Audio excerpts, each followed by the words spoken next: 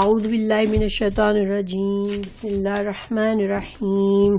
یا ایھا الناس اتقوا ربکم الذی خلقکم من نفس واحدۃ وخلق منها زوجها وبث منهما رجالا کثیرا ونساء واتقوا اللہ الذی تساءلون به والارحام ان اللہ کان علیکم رقیبا۔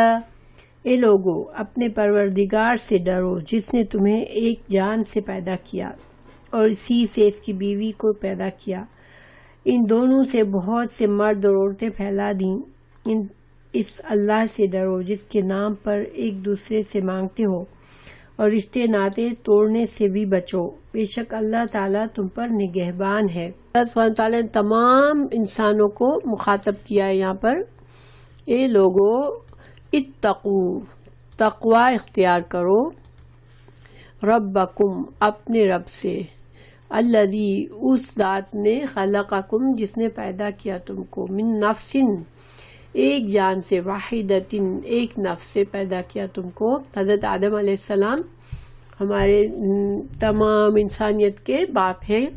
وخلق منہا، اور اسی نفس سے، زوجہا، اس کا جوڑا پیدا کیا، حضرت حوا علیہ السلام کو بھی پیدا کیا حضرت آدم علیہ السلام کی نفس سے، یعنی کہ اسی جنس سے، ٹھیک ہے، یعنی وہ بھی انسان کی جنس سے اللہ نے ان کے لیے جوڑا پیدا کیا۔ پھر اللہ تعالیٰ فرما رہے ہیں کہ وبثا، اور پھیلا دیے، منہما، ان دونوں سے، رجالن، مرد، کثیرن، بہت سے، اور نسان، اور عورتیں، یعنی حضرت آدم علیہ السلام کو پیدا کیا، حضرت حوا علیہ السلام کو پیدا کیا، پھر ان دونوں کی نسل سے انسانوں کی نسل کو جاری کیا، اور بہت بے شمار دنیا میں مرد اور عورتوں کو پھیلا دیا۔ واتقوا اللہ، اور تقوی کرو اللہ کا، ڈرو اللہ سے، الذی، وہ ذات، تساءلون، تم سوال کرتے ہو، بہ، جس کے نام سے، یعنی اللہ کے نام سے، والارحام، اور رشتہ داریوں، رحم سے ہے، رحم ماں کے رحم کو، جس میں بچہ رہتا ہے پیدائش سے پہلے ماں کے جسم کے اندر، اس کو رحم کہتے ہیں۔ تو ارحام جو خون کے رشتے ہیں، بنتے ہیں، جو ان کے حقوق کے بارے میں بھی تم خیال کرو، ان کا بھی خیال کرو، ان سے بھی ڈرو۔ ان اللہ، بے شک اللہ تعالیٰ، کان، ہے، علیکم، تم پر، رقیبا، نگران۔ تو یہ آیت کا پیچھے سورہ آل عمران کی آیت سے بہت گہرا تعلق ہے۔ دیکھیے سورہ آل عمران کی آخری آیت تھی، یا ایھا الذین آمنوا اصبروا وصابروا ورابطوا واتقوا اللہ لعلکم تفلحون۔ یہ 4 چیزوں کا حکم دیا تھا سورہ آل عمران کے آخری آیت میں، اور پھر اگر تم یہ سب کرو گے تو پھر کیا کرو گے؟ تم فلاح پا جاؤ گے، تم کامیابی حاصل کر لو گے۔ سورہ نساء میں دیکھا جائے تو ان 4 چیزوں کی تفصیل ہے کہ کس طرح سے ایک اجتماعی حکم سورہ آل عمران کے اینڈ میں دے دیا مسلمانوں کو کہ تم کو یہ کرنا ہے 4 لیول پر، کہ خود بھی صبر کرنا ہے، دین پر جمے رہنا ہے، دوسروں کو بھی جمانا ہے، اور دشمن کے مقابلے میں مضبوطی سے کھڑے رہنا ہے، اور اللہ کا تقوی ہر حال میں کرنا ہے۔ تو اب ان کی تفصیلات آ رہی ہے، ٹھیک ہے، اس میں اب ہم کو ہر لیول پر بتایا جائے گا سورہ نساء میں کہ کس طرح سے یہ ہو سکتا ہے۔ دیکھیں ایک معاشرہ کس طرح مضبوط بن سکتا ہے جبکہ معاشرے میں ایک دوسرے کے حقوق کا خیال کیا جائے گا۔ جس معاشرے میں کمزور لوگوں کا بھی اتنا ہی خیال رکھا جائے گا، ان کے حقوق کا بھی اتنا ہی خیال رکھا جائے گا، جو طاقتور لوگوں کے حقوق کا جس طرح سے لوگ وہ اپنے حق لے لیتے ہیں، اسی طرح کمزوروں کا بھی حق ادا کیا جائے گا، تو وہ معاشرہ جو ہے وہ مضبوط بنے گا، ٹھیک ہے۔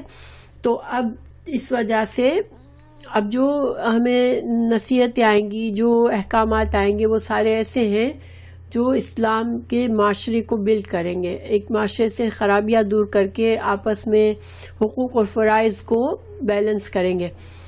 تو اب اللہ سبحانہ تعالیٰ نے جو اسٹارٹ سے ہی ہمیں کیا بتایا، ہمیں یہ احساس دلایا. میں اس آیت کا ترجمہ رننگ ٹرانسلیشن تو پڑھ چکی ہوں. اللہ سبحانہ تعالیٰ نے ہمیں احساس دلایا کہ تمام لوگ، صرف مسلمانوں کو نہیں بلکہ تمام انسانوں کو اللہ نے مخاطب کر کے کہا کہ تم سب کو اللہ کا تقوی کرنا ہے، کیونکہ اللہ نے تمہیں پیدا کیا ہے. اور اللہ نے کیسے پیدا کیا ہے؟ حضرت آدم علیہ السلام کو پہلے پیدا کیا، اور حضرت آدم علیہ السلام سے حوا علیہ السلام کو پیدا کیا، اور پھر ان دونوں کے جوڑے سے تمہاری نسلیں، یعنی کہ تم سب کہاں جا کے ملتے ہو؟ ایک ہی ماں باپ کی اولاد ہو، حضرت آدم علیہ السلام اور حضرت حوا کی اولادیں ہو. تو پھر تقوی کیوں کرو؟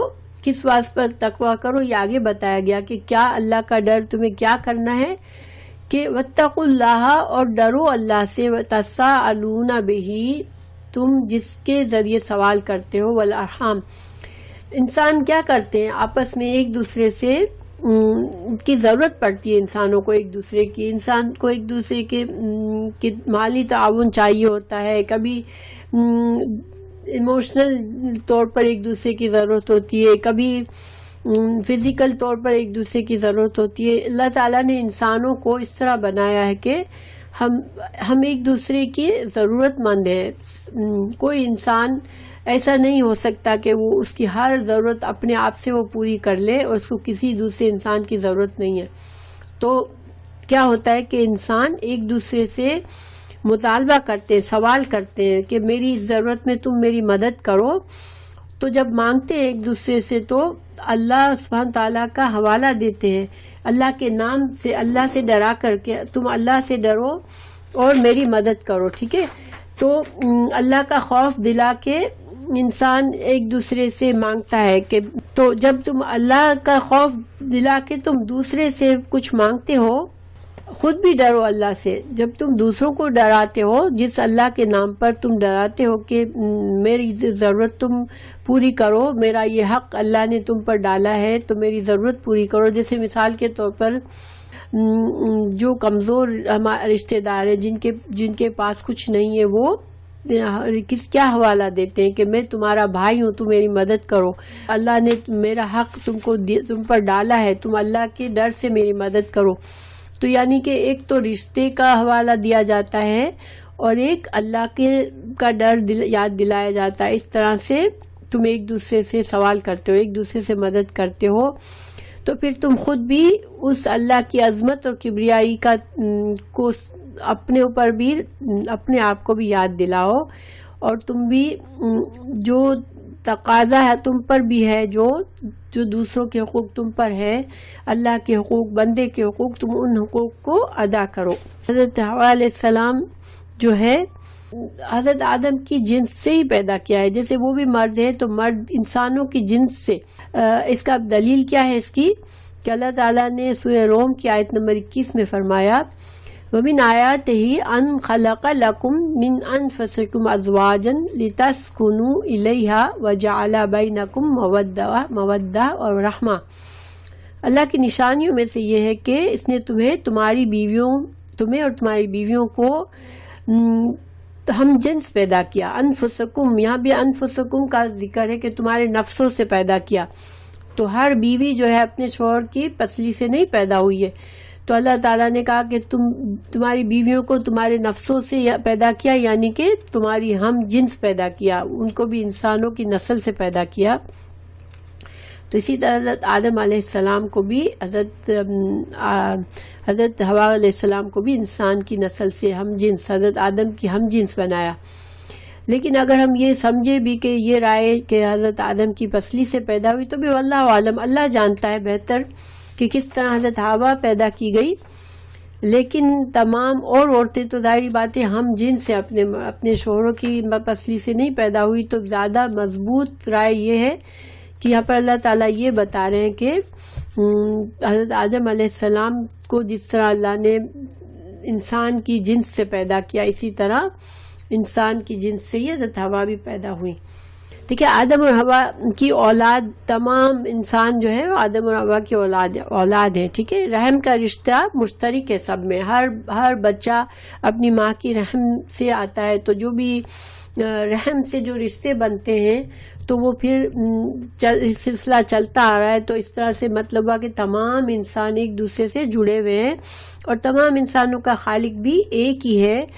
تو پھر اسلامی معاشرے میں ایک دوسرے کے حقوق کا تحفظ ضروری ہے. ٹھیک ہے. اس لیے کہ معاشرے کے میں کمزور بھی ہوں گے کچھ اور کچھ مضبوط ہوں گے.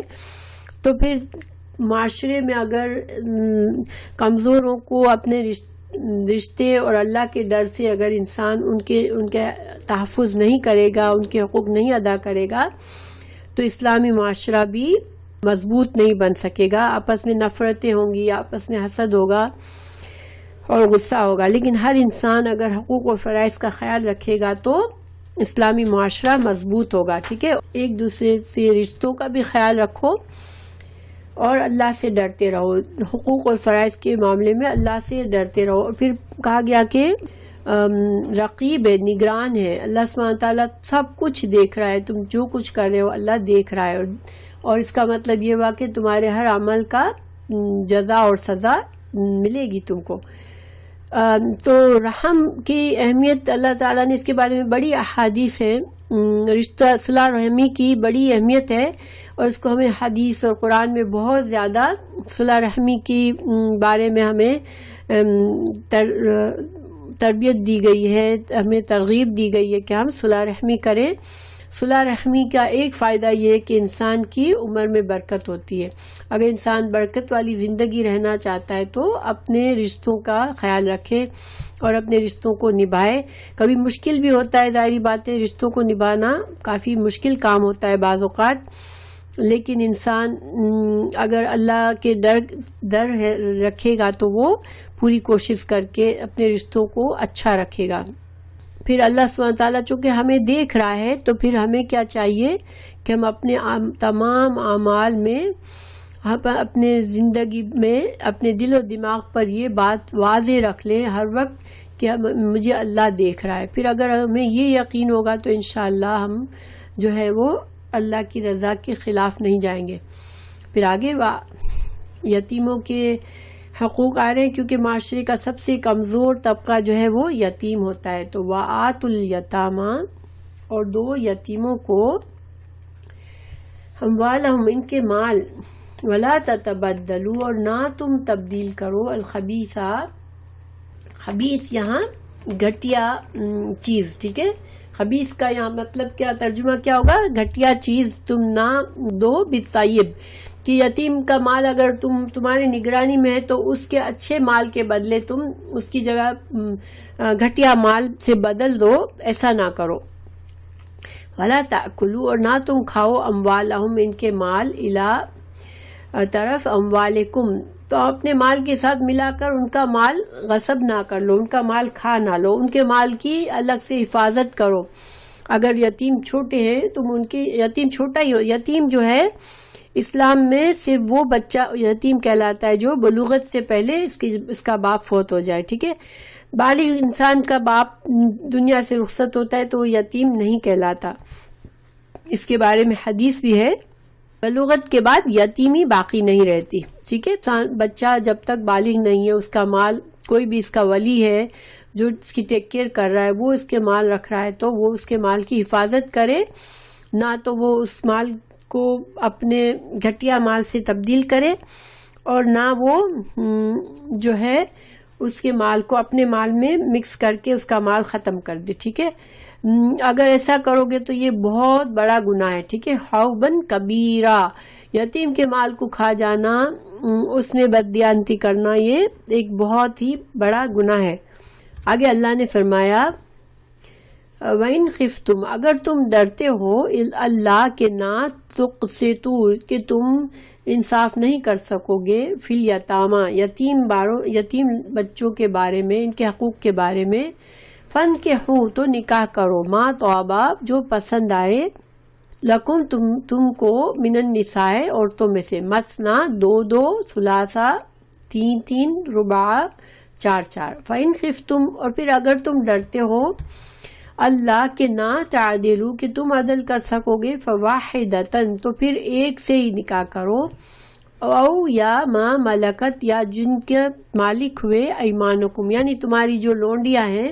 یہاں پر اللہ سبحانہ تعالیٰ نے کیا مطلب ہے کہ اگر تم انصاف یتیموں کی بات کرتے کرتے یہ کیا بات آ گئی، تو یہ آیت جو ہے اصل میں یہ ان یتیم بچیوں کے بارے میں ہے، ان کے حقوق کے بارے میں، کہ دیکھیں جیسے اگر کوئی بچی یتیم ہو گئی، اب اس کے جو بھی رکھتا ہے اس کو، اس کے بچی خوبصورت بھی ہے، مال بھی بہت، اس کے ماں باپ نے ورثہ بھی چھوڑا ہے، تو وہ کیا کہ جو ٹیک کیئر کر رہا ہے یتیم کی، اس کے دل میں یہ آتا ہے کہ میں اس سے شادی کر لوں تاکہ میں اس کے مال کا حقدار بھی بن جاؤں گا، اور پھر وہ اس کی نیت یہ نہیں ہوتی، پھر وہ پوری طرح سے اس کو نہ حق مہر ادا کرتا ہے، نہ اس کے دوسرے حقوق کا خیال رکھتا ہے، کیونکہ اب وہ یتیم بچی ہے، اس کا کوئی پوچھنے والا نہیں ہے، تو اس میں وہ پھر ناانصافی کر بیٹھتا ہے۔ اس لیے اللہ تعالیٰ نے فرمایا کہ تم یتیم بچیاں اس طرح تمہارے ہاتھ میں آئے تو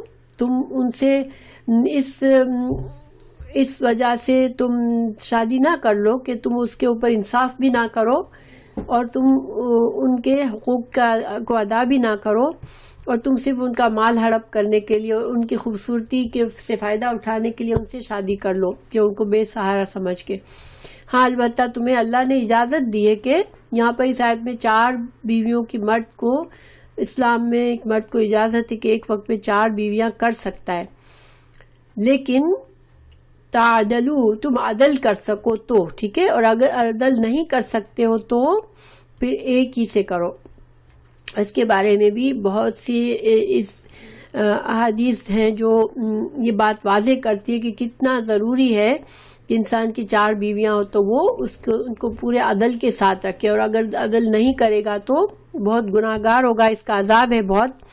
اگر اس کے اندر صلاحیت ہے کہ 4 بیویوں کو رکھے بھی اور ان کے ساتھ عدل سے کام لے تو میکسیمم 4 الاؤڈ ہے۔ آپ صلی اللہ علیہ وسلم کی بیویاں 4 سے زیادہ تھی ایک وقت میں، مگر یہ آپ صلی اللہ علیہ وسلم کی خاص اجازت تھی، مگر عام مسلمانوں کی اجازت صرف 4 تک ہے، ٹھیک ہے، کہ 4 میکسیمم رکھ سکتا ہے آگے۔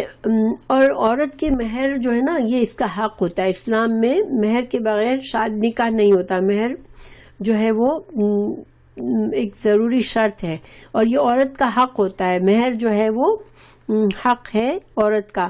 مہر جو ہے وہ عورت کی رضامندی سے، عورت اور مرد کی آپس کی انڈرسٹینڈنگ سے زیادہ بھی رکھا جا سکتا ہے، کم بھی۔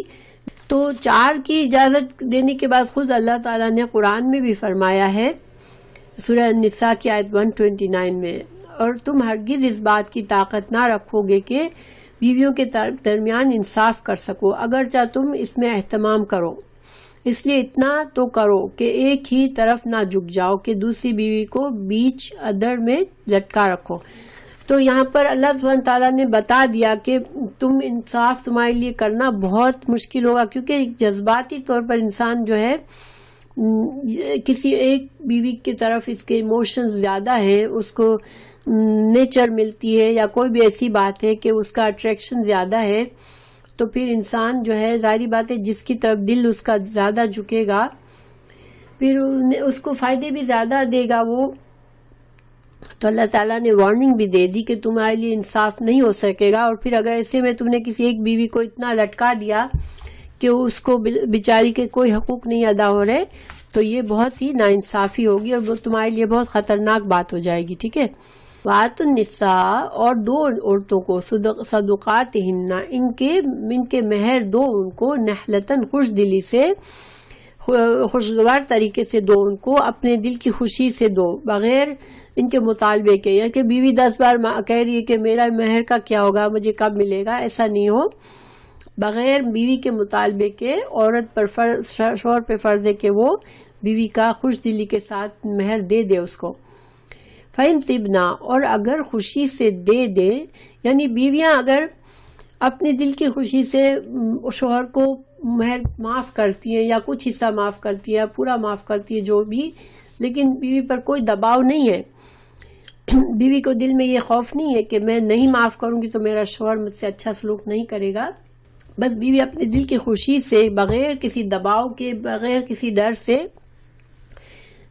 اس کو معاف کرتی ہے تو پھر شوہر کے اوپر پھر گناہ نہیں ہے. ورنہ شوہر جو ہے اس پر گناہ ہے کہ وہ مہر اگر نہیں ادا کرتا یا اس سے مہر چھین لیتا ہے تو اس پر گناہ ہے. لیکن اگر بیوی خوشی سے دے رہی ہے کچھ بھی اس میں سے تو پھر کیا کرو تم کلو فکلو ہو, تم اس کو کھاؤ, اس کو ہنین خوش مزہ ہو کر, یعنی کہ تم کو بغیر محنت کے یہ مال مل گیا, بیوی کا حق تھا, بیوی نے تمہیں دے دیا تو تم خوشگوار طریقے سے تم اس کو خوشی سے بغیر کسی گلٹ کے تم اس کو استعمال کر سکتے ہو.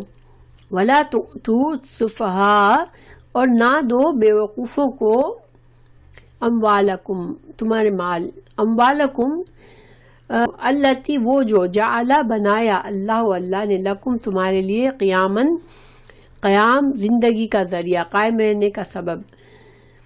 تو یہاں پر کہا جا رہا ہے کہ جب یتیم کے مال کا ذمہ داری تم پر آئی ہے تو تم یتیم کے مال کی حفاظت کرو. ایسے نہیں کہ ابھی یتیم کو عقل نہیں ہے اور تم اس کو اس کا مال دے دیا.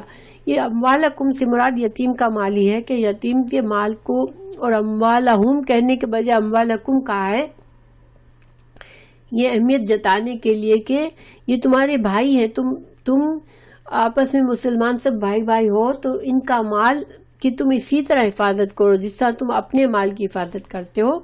اور جب تک یتیم بیوقوف ہے, ابھی بلوغت کو نہیں پہنچا, ابھی اس میں اتنی سمجھ عقل نہیں ہے, تو اس کو مت دو, کیونکہ یہ مال اللہ نے اس کے لیے زندگی قائم رہنے کا ذریعہ بنایا ہے. کیونکہ مال ہی کے ذریعے سے انسان کی ضروریات پوری ہوتی ہے.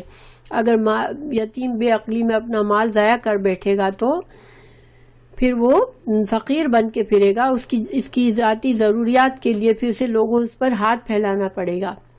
وَارْزُقُوهُمْ, اور رزق دو ان کو, فیہا اس میں سے, وَاکْسُوهُمْ, اور ان کو پہناؤ کپڑا اس میں سے, وَقُولُوا, اور کہو, لَهُمْ ان سے, قَوْلًا مَعْرُوفًا. ہاں البتہ جب تم کسی یتیم کی ٹیک کیئر کر رہے ہو تو اس کے مال میں سے تھوڑا تھوڑا اس کی ضروریات کے لیے نکال سکتے ہو, اس کے کپڑوں کے لیے, اس کے کھانے کے لیے, اور اس سے تم اچھی طرح بات کرو, اس سے معروف طریقے سے, اچھے بھلے طریقے سے اس سے بات کرو, اچھا معاملہ کرو. وَابْتُلُوا, اور اس کو آزما لو, الیتاما, یتیموں کو, حتیٰ, یہاں تک کہ, اذا, جب, بلغوا, وہ پہنچ جائے, نکاح کی عمر کو, فَإِنْ آنستم, اگر پھر پاؤ تم ان کو, تم محسوس کرو, منہم, ان میں, رشدن, سمجھ بوجھ, اہلیت, فدفعوا, تو دے دو, الیہم, ان کی طرف, اموالہم, ان کو ان کا مال پھر دے دو. یعنی کہ جب یتیم اس عمر کو پہنچ جائے کہ وہ اب نکاح کے قابل ہیں, یا ان کے اندر اب سمجھ ہے, یہ بلوغت کو پہنچ گئے ہیں, بالغ ہو گئے ہیں, اب یہ اپنے مال کی حفاظت کر سکتے ہیں, تو تم ان کا مال پھر ان کو دے دو, پھر بلا وجہ روک کے نہ بیٹھے رہو. مگر ان کو تم آزما لو کہ ان کے اندر سمجھ ہے یا نہیں. بعض بچے بلوغت پر بھی بہت ہی نادان ہوتے ہیں, ان کی اتنی سمجھ نہیں ہے, اور تمہارے اندر خیر خواہی ہے, تم کو پتہ ہے کہ اس کو اگر میں اس کا مال دے دوں گا تو یہ ضائع کر بیٹھے گا, تو تم اس کو آزماؤ, ٹھیک ہے. فَإِنْ آنَسْتُم مِّنْهُمْ رُشْدًا فَادْفَعُوا إِلَيْهِمْ أَمْوَالَهُمْ وَلَا تَأْكُلُوهَا, اور نہ تم کھاؤ, اسراف کے ساتھ, وَبِدَارًا, اور جلدی کر کے, أَن يَكْبَرُوا, کہ وہ بڑے ہو جائیں گے. یعنی جب تک یہ بالغ نہیں ہوئے تم جلدی ان کے مال کو ہڑپ نہ کر بیٹھو, جلدی سارا ختم نہ کر دو کہ یہ بڑے ہو کر مجھ سے مطالبہ کریں, اس سے پہلے ہی سارے مال کو میں غائب کر دوں, ایسا نہ کرو. ومن کانا, اور جو ہو, غنی مالدار, فلیستعفف, تو پس وہ چاہیے کہ وہ پرہیزگاری سے کام لے. یعنی کہ اگر یتیم کے مال کی حفاظت میں اس کے لیے تم کچھ کر رہے ہو, تم اس ذمہ داری کو سنبھال رہے ہو, اس میں تم وقت لگا رہے ہو, تو تم اگر اللہ نے تمہیں اتنا غنی بنایا ہے کہ تم کو ضرورت نہیں ہے, تو تم اس کا معاوضہ یتیم کے مال میں سے مت لو کہ بھائی میں تو اس کے لیے کام کر رہا ہوں اس لیے میں معاوضہ لے رہا ہوں. ہاں اگر من کانا, اگر تم خود فقیر محتاج ہو, یا تمہارے پاس بہت خود تنگ دست ہو تم، اور تم یتیم کے مال کی ذمہ داری بھی تمہارے اوپر آ گئی ہے، تو فلیأکل، تو چاہیے کہ وہ تم لو، وہ کھائے، یعنی جو بندہ یتیم کی ٹیک کیئر کر رہا ہے وہ بالمعروف، معروف طریقے سے وہ کچھ مزدوری لے لے اپنے وقت کی، ٹھیک ہے، جو وہ یتیم کے مال کی حفاظت میں، اس کو اگر وہ کہیں کاروبار میں لگا رہا ہے تاکہ وہ بڑھ جائے یتیم کے لیے، کچھ کام ایسے کام کر رہا ہے، ذمہ داریاں پوری کر رہا ہے، تو پھر وہ خود غریب ہے تو وہ مزدوری کے طور پر معروف طریقے سے تھوڑا سا اپنی مزدوری لے لے یتیم کے مال میں سے۔ فَإِذَا دَفَعْتُمْ، پھر جب تم دے دو ان کو، الیہم، ان کے لیے، اموالہم، ان کا مال، فَأَشْهِدُوا، تو گواہ بنا لو، علیہم، اس پر، وَكَفَى بِاللَّهِ حَسِيبًا، اور کافی ہے اللہ حساب لینے والا۔ اور پھر جب یتیم اب بڑے ہو گئے، اب وہ اس قابل ہیں کہ وہ اپنی ذمہ داری سنبھال سکتے ہیں، تو تم گواہ سامنے بنا لو، کسی گواہ کی موجودگی میں یتیم کا سارا مال یتیم کو سونپ دو۔ ویسے تو اللہ سبحانہ تعالیٰ خود ہی سب کچھ دیکھ رہا ہے اور حساب لینے والا ہے تمہارے ہر عمل کا، مگر ایک دنیاوی طریقے سے بھی تم ایک گواہ بنا لو اور مال اس کو دے دو، تاکہ کسی کو غلط فہمی نہ ہو کہ اس نے اس کا مال اس کو نہیں دیا ہے۔